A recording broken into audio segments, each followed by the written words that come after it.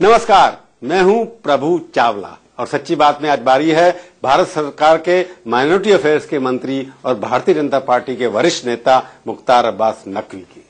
आपका स्टूडियो में बहुत बहुत स्वागत है।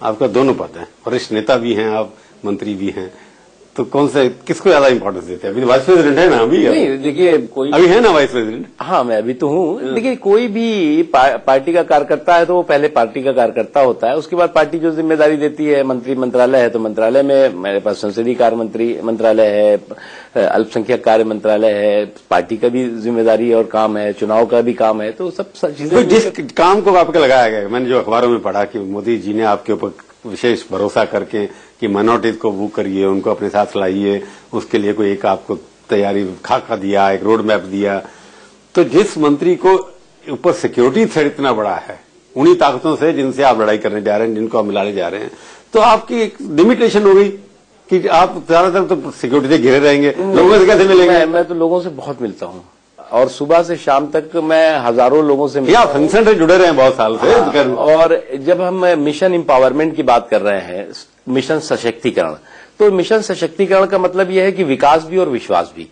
ये ठीक है, कुछ लोग जो है वो आइसोलेटेड लोग होते हैं जो इस तरह के बातें, इस तरह की चीजें करते हैं, लेकिन हम मिशन एम्पावरमेंट की बात कर रहे हैं, मिशन सशक्तिकरण, तो मिशन सशक्तिकरण का मतलब यह है कि विकास भी और विश्वास भी।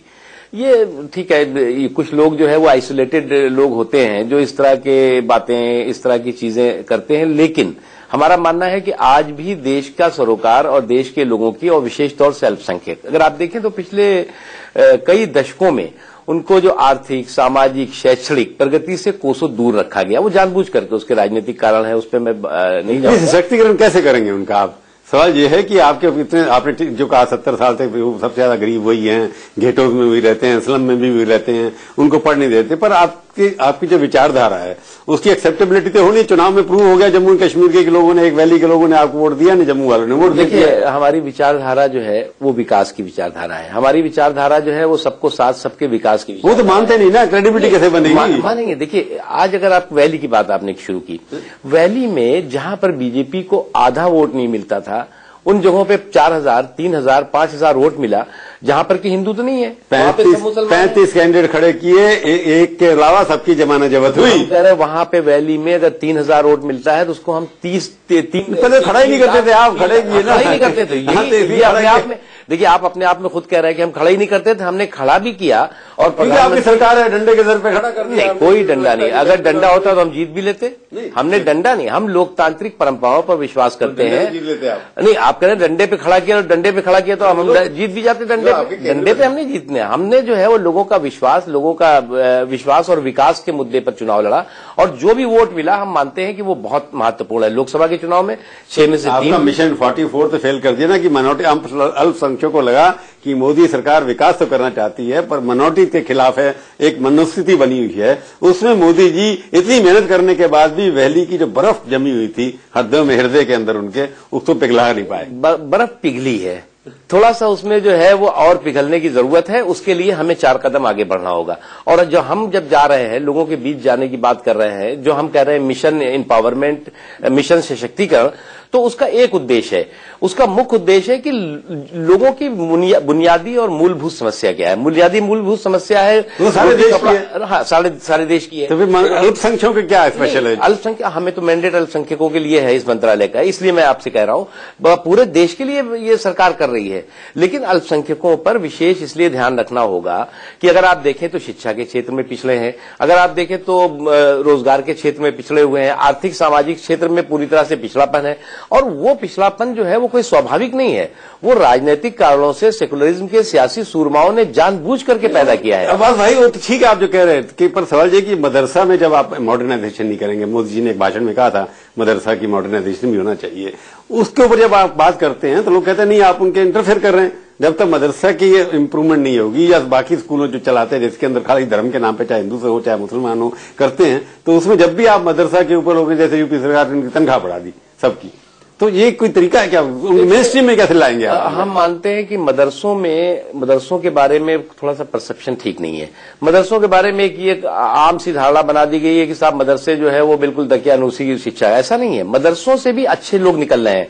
हमें उस मदरसों के मूलभूत ढांचे में बदलाव करना होगा, उनको हमें सुविधाएं देनी होगी, उनके हम जो मदरसे की शिक्षा है उसको हम मेन स्ट्रीम एजुकेशन के साथ जोड़ने के लिए मदद करनी होगी। हम जब तक ये नहीं करेंगे, हमें इस बात की खुशी है कि आज देश में ISIS जैसे संगठन, अलकायदा जैसे संगठनों ने जड़ नहीं जमाने पाई। आज जो है वो हमारे देश का मुसलमान, हमारे देश का जो अल्पसंख्यक है वो ऐसी ताकतों को रिजेक्ट कर रहा है, रिजेक्ट नहीं कर रहा है, उनको मुंह तोड़ जवाब दे रहा है। सवाल ये कि आप ये क्यों लगता है कि अल्पसंख्यक को टैकल करने के लिए अल्पसंख्यक मिनिस्टर चाहिए? आपको कैबिनेट मिनिस्टर भी अल्पसंख्यक, आप भी अल्पसंख्यक, ठीक है। ये तो क्योंकि ये देश जो है सबका है, चाहे अल्पसंख्यक हो चाहे बहुसंख्यक हो, सब मिलकर के अगर विश्वास बाकी के ऊपर ज्यादा, उनका विश्वास तो है कि आपकी लीडरशिप जो है या आपकी विचारधारा है, जो आप RSS है, संघ परिवार है, उसके लीडर अगर जाके उनको मनाना शुरू करें तब अच्छी बात होती है। बजाय देखिए एक धारणा ये है कि अल्पसंख्यक मंत्रालय में अल्पसंख्यक मंत्री से कनेक्ट जो है वो जो अल्पसंख्यक समाज के लोग हैं ज्यादा करते हैं, लेकिन मैं उससे आपसे सहमत हूं कि ये कोई जरूरी नहीं है। अल्पसंख्यक विभाग में गैर अल्पसंख्यक भी मंत्री हो सकता है। सरदारों को बनाने के लिए सरदार, मुसलमान को बनाने के मुसलमान, दलित को बनाने के लिए दलित, ये कोई ऐसी सोच करके मोदी जी ने ऐसा नहीं बनाया है। देखिए हमारे पास दो बहुत ही कठिन रिस्पॉन्सिबिलिटी है, एक संसदीय कार्य मंत्रालय और वो भी राज्यसभा, नहीं एक राज्यसभा, और दूसरा ये अल्पसंख्यक मंत्रालय। दोनों जगह हम जो है वो सही विश्वास की दृष्टि से माइनॉरिटी में है। भाई आप जो विश्वास की दृष्टि से माइनॉरिटी में है और उनमें विश्वास पैदा करना है और वहां पर विजय हासिल करनी है। तो आप माइनॉरिटी में हैं। बस सवाल ये है कि आपने जो जवाब का सवाल दिया कि एक तरफ तो आपकी पार्टी के विश्वास की माइनॉरिटी इसलिए है क्योंकि आपके संघ परिवार से जुड़े हुए लोग घर वापसी की बात कर रहे हैं, और दूसरी तरह आप कहते हैं हम एम्पावरमेंट करेंगे, आप जबरदस्ती कन्वर्ट करने की कोशिश कर रहे हैं या रिकन्वर्ट करने की बाद जिसका आपको घर वापसी का नाम दिया, चाहे केरला में दे दिए, चाहे यूपी में देख लीजिए, कहीं अमृतसर में देख लीजिए, तो इससे थोड़ा बहुत जो आप करें उसको नेगेटिव हो जाता सारा का सारा। देखिए प्रभु जी, एक बात तो है, एक बात यह है कि मोदी जी का जो डेवलपमेंट का एजेंडा है उस पे इस तरह की निगेटिव चीजें डोमिनेट करेंगी तो वो नुकसान होगा। इसलिए हमारा संकल्प है, मोदी जी ने भी कहा है कि हम डेवलपमेंट के एजेंडे पर न तो ऐसी निगेटिव चीजों को डोमिनेट होने देंगे न डोमिनेट होने की इजाजत देंगे। बाहर बहुत चीजें होंगी। राज्यसभा में आप फेल इसलिए हो गए कि मोदी जी ने ये कहने से मना कर दिया वहां करके? नहीं, मोदी जी पहले दिन स्टेट भी, उसके बाद आपकी साध्वी जी ने बाकी उन्हें जो जो किया सब बटा बिठा दिया। वो सब चीजें नहीं होती तो बहुत अच्छा था। हाँ, पर सवाल ये कि मोदी जी क्यों नहीं आया स्टेटमेंट देने के लिए? एक बात बता दें, आज राज्यसभा में फेल हो गए, आप मंत्री हैं वहां के। नहीं, फेल नहीं हुए। देखिए चला नहीं, और 11 बिल पास करा लिया आपने, ठीक है, बहुत पहली बार हुआ है। 12 बिल पास कराया आपने, 12 बिल पास हुए। एक तो वो मैं पूरा चलता बहुत अच्छा था, लेकिन जो विशेष तौर से कांग्रेस पार्टी का एरोगेंट एटीट्यूड था वो ठीक नहीं था। वो कहते हैं आप एरोगेंट है, हम बिल्कुल एरोगेंट नहीं। वो कहते हैं मोदी अलाओ तो अपने आप मोदी जी को उन्होंने कहा, उन्होंने जब पहली घटना हुई वो साध्वी निरंजन ज्योति की, वो आई आके उन्होंने अपॉलॉजी की, माफी मांगी। उसके बाद कहा कि हाउस चल जाएगा, प्रधानमंत्री जी बोले आगे, प्रधानमंत्री जी ने बोला। उसके बाद फिर 3 दिन हाउस नहीं चलने दिया। उसके बाद दूसरी गड़बड़ नहीं, 3 दिन वो नहीं चलने दिया। बाद में दूसरी घटना, वो हर घर वापसी तो दूसरी घटना हुई। मुझे लगता है कि वो जो है हर दिन एक एक्सक्यूज ढूंढ रहे थे और हर एक्सक्यूज उनका जो है एक्सपायर एक्सक्यूज था। वो कोई लोगों को न तो टच कर पा रहा था ना लोगों को कनेक्ट कर पा रहा था। माइनॉरिटी अफेयर्स के नाम पे, एम्पावरमेंट के नाम पे लगता नहीं आपको दिखावा? पिछली सरकार ने दिखावा किया, माइनॉरिटी कमीशन फाइनेंस बिल बना दिया, कमीशन बना दिया, बैकवर्ड कमीशन बना दिया, बैटरी स्कॉलरशिप दे दी, हुआ क्या? हाँ, दिखावा नहीं होना चाहिए। तो आप तो दिखावा ही कर रहे हैं, वही दिखावा नहीं होना चाहिए। जमीन पर ग्राउंड जीरो की आपकी पॉलिसी और कांग्रेस की सरकार में फर्क क्या है? उनके अभी माइनॉरिटी अफेयर्स मिनिस्टर था, फर्क है। क्या फर्क है? फर्क ये है कि वो यहाँ पर दफ्तर में बैठ करके, मंत्रालय में बैठ करके कागजों पे योजना बनती थी और योजना लागू हो जाती थी। हमारा फर्क यह है कि हम जमीन पर जाकर के, जमीन में उन लोग जो लोग की जिनका सरोकार है, जो लोग उससे संबंधित है, उनसे सरोकार और उनसे बातचीत करके, कम्युनिकेशन के माध्यम से उनसे बातचीत करके उनके लिए उनके आर्थिक, सामाजिक, शैक्षणिक विकास के लिए जो योजनाएं हैं उसको हम जमीन पर उतारेंगे। ये हमारा संकल्प है, एक चीज। दूसरी चीज ये कि मोदी जी की सरकार आने के बाद जो सबसे बड़ा डेवलपमेंट हुआ है, जो पावर कॉरिडोर में सत्ता के दलाल थे वो गायब हुए हैं। निश्चित तौर से जो योजनाएं केंद्र सरकार की हैं वो आधी योजनाएं तो बीच में बिचौलिया लोग लेते हैं, गायब कर देते हैं। हाँ ठीक है, एनजीओ हैं कुछ ऐसे जिनको पैसे दे देते हैं। हमारी मिनिस्ट्री में मैं देख रहा हूँ कि कई एनजीओ हैं जो वर्षों से वही उन्हीं को सारी चीजें वही माइनॉरिटी का डेवलपमेंट कर रहे हैं और वो उनका डेवलपमेंट हो रहा है, माइनॉरिटी का तो हो नहीं रहा है। तो ये चीजें जो है हमें चेक करने के लिए यहाँ बैठ के फाइलों पे चेक नहीं होंगी। ये चीजें जो है हमें जमीन पे जाना होगा, लोगों के बीच जाना होगा। और मंत्री हो गए तो आप, इसका मतलब ये नहीं कि आप एयर कंडीशन कमरे में बैठ करके और आप एकदम कमरे में मंत्रालय में आप विश्वास कैसे पैदा करेंगे कि आप एंटी माइनॉरिटी नहीं हैं? विश्वास आपका जो कम है, जैसे आपने कहा विश्वास के मामले में माइनॉरिटी में आप माइनॉरिटी में हैं। हाँ है, ये बात सही है। देखिए मैं इससे बिल्कुल अपने को ये नहीं कहता कि हाँ बिल्कुल बहुत विश्वास है। विश्वास में कमी इसलिए है, हमारी वजह से नहीं है। हमारे जो राजनीतिक विरोधी हैं, उन राजनीतिक विरोधियों ने इन पिछले दिनों इतना बड़ा दुष्प्रचार किया। आपके कन्वर्जन कर रहे हैं, आप रोज दिखा रहे हैं कि हवन हो रहे हैं, कन्वर्शन हो रहा है, प्रसाद खिलाया जा रहा है कि यहाँ मजबूत से मजबूत लोहा टूट जाता है, कई झूठे इकट्ठा हो तो सच्चा टूट जाता है। तो जो कई इतने इकट्ठा सो कॉल्ड सेकुलर सिंडिकेट इकट्ठा होकर के और बीजेपी के खिलाफ एकदम डंडा लेके खड़े हो गए कि साहब बीजेपी के खिलाफ दुष्प्रचार करना है, तो उसका असर पड़ा है। मैं ये नहीं कहता कि मोदी चिंतित है ना उससे। हाँ, निश्चित तौर पर प्रधानमंत्री जी है, वो सबके प्रधानमंत्री हैं, वो देश के सारे लोगों के प्रधानमंत्री हैं। और जब वो विकास की बात करते हैं तो वो चाहते हैं कि समाज के आखिरी आदमी तक विकास की रोशनी पहुंचनी चाहिए, उसे एहसास होना चाहिए। और उसमें अल्पसंख्यक भी बहुत बड़े तादाद में है। बीजेपी सरकार में होम मिनिस्टर अल्पसंख्यक क्यों नहीं बन सकता? उसके ऊपर विश्वास ज्यादा होगा। देखिए क्या है कि फाइनेंस मिनिस्टर क्यों नहीं बन सकता? मोदी जी का विश्वास सब पर बहुत है और सबका उन पर विश्वास है। और मैं तो जनता ने दिया इतना कम्युनिकेशन रखने वाले प्रधानमंत्री बहुत कम देखे होंगे आपने। आप कोई भी छोटा से छोटा भी व्यक्ति, पार्टी का कार्यकर्ता सीधे प्रधानमंत्री से बात करता है, प्रधानमंत्री जी नहीं है तो वो फौरन उनका कॉल बैक आता है। ये अपने आप में तमाम तरह के परसेप्शन, तमाम तरह की बातें और फ्री है। मैंने सवाल पूछा है कि माइनॉरिटी अल्पसंख्यक बीजेपी सरकार के अंदर मंत्री इंपॉर्टेंट डिफेंस मिनिस्टर क्यों नहीं बन सकता, होम मिनिस्टर क्यों नहीं बन सकता? ये जो मिनिस्ट्री है माइनॉरिटी अफेयर्स, ये सारी मिनिस्ट्रीज की बाप है क्योंकि सबसे ज्यादा चैलेंज इसमें है। आपको इस चैलेंज को जो है वो अल्पसंख्यक मुसलमान भाइयों का हिंदू में होना चाहिए ना, आप में तो विश्वास है ही। वो ठीक है, वो होगा, वो इशू अलग है। मेरा सवाल ये कि माइनॉरिटी अफेयर्स का मिनिस्टर मुसलमान ही क्यों होना चाहिए? ये तो प्रधानमंत्री जी का विश्वास की बात है। प्रधानमंत्री प्रिंसिपल की बात है। मोदी क्यों पिछली सरकार में भी मुसलमान थे ना? जिसको देखिए उसमें भी पिछली सरकार में भी अगर मिनिस्टर प्रधान दलित का डिपार्टमेंट हो, सोशल डिपार्टमेंट, उसमें भी वही दलित।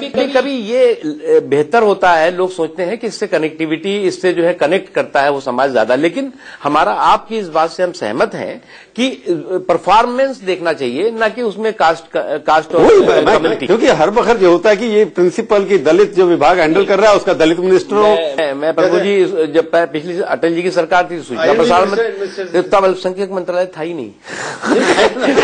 नहीं था, नहीं वो सोशल वेलफेयर में था ना पार्ट उसका। सवाल ये कांग्रेस ने इंट्रोड्यूस किया, तो कांग्रेस की लेगेसी को आप लेके क्यों चल रहे हैं? आप भी माइनॉरिटी अपीजमेंट में विश्वास करते हैं? नहीं, अपीजमेंट नहीं, हम एम्पावरमेंट पे विश्वास करते हैं। वो अपीजमेंट करते हैं, हम एम्पावरमेंट करते हैं। बहुत पार्टी में आपका देखो, आप इतने पुराने से रहे हैं, वाइस प्रेसिडेंट रहे, महामंत्री आपको नहीं बनाया। पार्लियामेंट्री महामंत्री में रहा, महामंत्री एक पहले रहे, उससे पहले आप पार्लियामेंट्री बोर्ड में मेंबर नहीं रहे। मैं पार्लियामेंट्री बोर्ड में भी हाँ एज महामंत्री रहा, मैं इलेक्शन कमेटी में भी रहा और अभी तक मैं इलेक्शन इंचार्ज हूँ। इलेक्शन इंचार्ज है, मतलब इलेक्शन इंचार्ज आप हैं, इलेक्शन चुनने कैंडिडेट कोई और चुनता है।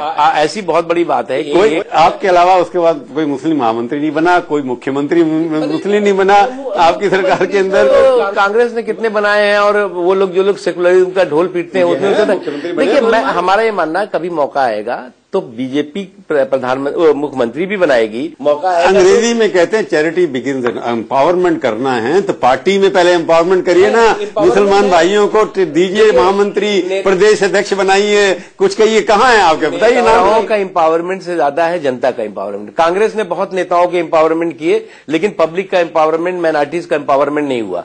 इसलिए हमारी प्राथमिकता। अल्पसंख्यक जब लगेगा कि आपकी पार्टी में आपकी इज्जत नहीं है तो आपके साथ जुड़ेंगे क्यों? कैसे सबको लगता है कि इज्जत नहीं है, क्या कैसे नहीं इज्जत है? देखिए क्या है, आज पार्टी में हमारी पार्टी में जो और लोग हैं उनको, आपके जम्मू में 2 मुसलमान भाई जीते, एक जीते या 2? हाँ, एक जीते। एक जीता। जो नेगोशिएशन करने जा रहे हैं उसमें उनको लेके नहीं जाते, उनको पता नहीं क्या हो रहा है। ये तो पार्टी का एक इंटरनल इशू है, इंटरनल। वो भी राम माधव आरएसएस के आदमी वहां जाते हैं बातचीत करने के लिए। ये तो कांग्रेस में भी कोई ये तय करके जाता है कि बातचीत करने के लिए हिंदू कौन है, मुसलमान कौन है, सिख कौन है। तो एम्पावरमेंट करना, मैं आपकी बात कर रहा हूँ, आप अलग हैं उनसे। नहीं, ये मानते हैं ना? नहीं, देखिए अगर मेरी, चलिए मैं अभी एक ब्रेक लेता हूँ, पूछूंगा आपसे आखिरी सब। एक मॉक ड्रिल किया, उसमें स्कल कैप बना दी, ये कोई तरीका है? देखिए मैं इससे सहमत नहीं हूं। मुझे लगता है कि एक ये स्टीरियोटाइप सोच खत्म होनी चाहिए कि पहले जैसे 80 में थी कि कोई आतंकवादी है तो उसको सरदार की पगड़ी दिखा दिया, अब जो है वो कोई आतंकवादी है तो उसको मुसलमान की दाढ़ी टोपी। दिक्कत क्या हुई कि अगर पिछले, ये तो आपकी पार्टी की सरकार है, वहां हमारी पार्टी की नहीं करना चाहिए था। देखिए हमारा मानना है कि जो है वो इन पिछले अगर 10 सालों में क्या हुआ, हर मुसलमान की दाढ़ी और टोपी पर मेड इन अलकायदा का ठप्पा लगा दिया कांग्रेस पार्टी के साथियों ने। उसका एक नतीजा हुआ कि एक माइंडसेट बन गया। मैं मानता हूं कि ना देश का मुसलमान राष्ट्र के प्रति उतना ही समर्पित है जितना और कोई है, इसलिए हमें जो है वो एक किसी इंडिविजुअल केस को पूरे के इंडिविजुअल एक साथ इतने सारे हो गए ना, गुजरात में भी हुआ, यूपी में हुआ, झारखंड में भी हुआ, सब जगह होता आ रहा है। हाँ वही मैंने कहा ना, सडनली आपकी सरकार आने के बाद हो गए। नहीं, हमारी सरकार आने के बाद नहीं हुआ। आपने कहा कि नहीं हमें कन्वर्शन बिल बनाना है। हम कहते हैं ना, हम कहते हैं कि देखिए आपको बीजेपी का स्टैंड पहले एनडीए की सरकार में क्यों नहीं बनाया आपने? नहीं, हमारा स्टैंड हमेशा शुरू से था कि आप धर्मांतरण के जबरदस्ती और लालच देके जो धर्मांतरण है उसके खिलाफ कानून बनना चाहिए। आप पार्लियामेंट की प्रोसीडिंग देख लीजिए, सबसे ज्यादा विरोध कांग्रेस पार्टी ने किया उस समय, सबसे ज्यादा विरोध सोकाल सेकुलर सुरमाओं ने किया। अब आज वही जो है वो चिंता व्यक्त कर रहे हैं तो हम उसमें भी सहमत हैं। हम कहते हैं भैया कानून बना लो, अपने राज्यों में बना लो और यहाँ बना लो। आपका काम है एम्पावरमेंट करना सबका, जो आपकी ड्यूटी लगी है। आपको कहा कि सब मुसलमान भाइयों को मनाइए। मुसलमान नहीं, अल्पसंख्यक। देखिए मुसलमान में फर्क है, उसमें जैन भी हैं, क्रिश्चियन भी हैं, सिख भी हैं, पारसी भी हैं, बौद्ध भी हैं। तो उसमें तो सफल उनका किया गया। पर जब मैं कह रहा हूं कि जिस तरह की पॉलिसी एक महाराष्ट्र में जैसे आपकी सरकार आई, रिजर्वेशन थी मुस्लिम्स के लिए, आपने बिल दोबारा इंट्रोड्यूस किया, उसको ड्रॉप कर दिया। देखिए मैं मानता हूं ये कोटे के लोटे से आरक्षण की अफीम पिला करके आप मुसलमानों का सशक्तिकरण नहीं कर सकते। ये बहुत हो गया कि कोटे से लोटे से आरक्षण की अफीम पिला दी और कहा हम तुम्हारा एम्पावरमेंट कर रहे हैं। ये एम्पावरमेंट नहीं है, ये अपीजमेंट है। हमारा कहना यह है कि आप जो कॉन्स्टिट्यूशनली कर ही नहीं सकते। सेक्टर कमेटी की रिपोर्ट से गवर्नमेंट के अंदर कुछ ना कुछ रिप्रेजेंटेशन लोगों का, उनको लगता है कि हमारे को लिया नहीं जाता, मेरिट के बेस पर सिलेक्शन करने वाले जो हैं बायस होता है। देखिए हमारा मानना है कि जो भी एडमिनिस्ट्रेटिव सर्विसेज है, पुलिस सर्विसेज हैं, उनमें, लेकिन उसकी एक प्रॉब्लम है। प्रॉब्लम क्या है कि आप जो है वो उसके लिए आपको एजुकेशन देनी पड़ेगी, एजुकेशन देनी पड़ेगी, कैपेबिलिटी और एलिजिबिलिटी जरूरी है। और जब एलिजिबिलिटी और कैपेबिलिटी तब होगी जब आप जो है वो जो लोग पढ़ के आ रहे हैं, जो लोग एलिजिबल है, कैपेबल है और मेरिट पे है, वो हो रहे हैं। लेकिन उसमें थोड़ी तासुब आप लगता है कि रिलीजियस बेस कोटे के खिलाफ हैं आप?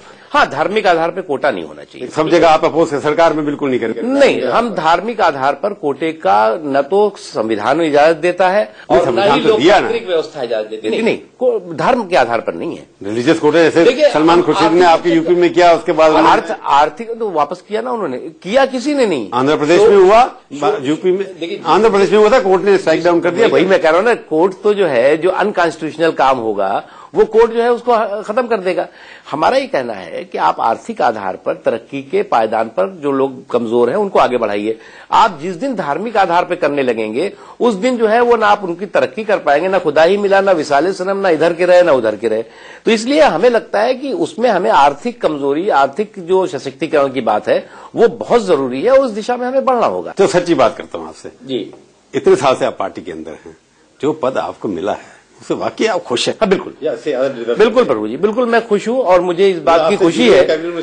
मुझे उससे कोई फर्क नहीं पड़ता। देखिए मोदी जी की सरकार में आप उनका हिस्सा है और मोदी जी का आप पर विश्वास है, ये अपने आप में महत्वपूर्ण है। एक चीज, दूसरी चीज ये कि जो सबसे चैलेंजिंग काम है, पार्लियामेंट्री अफेयर हो या माइनॉरिटी अफेयर्स, ये दोनों बहुत ही चुनौती भरा काम है और इन चुनौती भरे काम में आपको मजबूती के साथ विजय हासिल करनी है। देखिए अच्छा जो है आप खुश हैं कि एक कमरे में बैठ के काम करने वाला मंत्रालय बहुत है, लेकिन सड़क पे मोदी जी का इतना विश्वास है कि एक माइनॉरिटी मिनिस्टर को, एक अल्पसंख्यक को सिर्फ सीमित कर दो अल्पसंख्या तक, उसके बाद नहीं निकल दो। इतनी कैपेसिटी आपकी सीमित कर, आप देश का काम कर सकते थे सारे, आपने सब ना सितारों के आगे जहां और भी है, अभी वक्त के इम्तहान और भी है, तो अभी तो बहुत अच्छा अभी आगे देखिए होता है क्या इस इम्तहान में आपको विजय हासिल करनी है। चलिए आप हमारे स्टूडियो में आए, बहुत बहुत थैंक यू। तो ये थी आज की सच्ची बात। अगले हफ्ते आएगी बारी किसी और हस्ती की और उनसे हम करेंगे सच्ची बात इसी समय इसी चैनल पर। तब तक के लिए प्रभु चावला का नमस्कार।